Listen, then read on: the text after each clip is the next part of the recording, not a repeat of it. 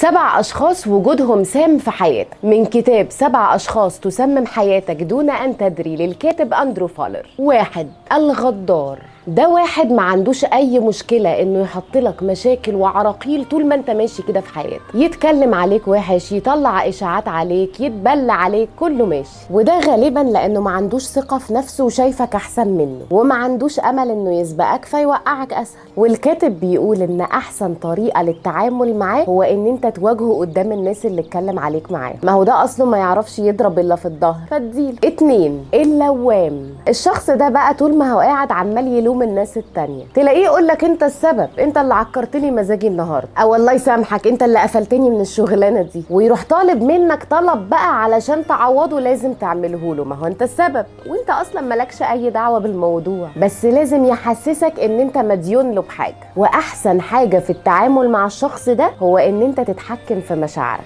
ما هو اصله بيلعب على نقطة ان هو عايزك مش مزعل حد، او ان انت عايز تبقى تظهر بمظهر كويس قدام الناس، فلازم تنفذ له اللي هو عايزه عشان ما يشيلش منك، او يقول للناس بص بيعمل معايا ايه. لا، عايزاك تجمد كده ويقول له يا باشا انا مالي ان مزاجك اتعكر بسبب كلام قلته، ما انا مش مسؤول لوحدي، حد قال لك اتأثر بيا؟ ولو ان كلامي كان اثر في قرار غلط انت خدته فده مش مسؤوليتي لوحدي، ده قرارك، يعني المسؤولية عليك زي عليا بالظبط. 3. المتنمر. ده فاكر نفسه لذيذ قوي وهو بيتنمر على خلق ربنا، خاصة لو الشخص ده كبير في السن فعارف ان انت مش هتعرف ترد عليه، او مدير وبيستغل سلطته وبيصبح على ده بتنمر وده بغلاسة، يعني بيتنمر على الناس اللي عارف ومتأكد ان هم مش هيعرفوا يردوا عليه. والراجل ده غالبا هارو تنمر وهو صغير فقال بكره اكبر واتنمر عليك. والمتنمر ده متوقع منك واحد من 3 ردود افعال، اما انك تسكت، او ترد عليه بعصبية وتغلط فتغلط نفسك،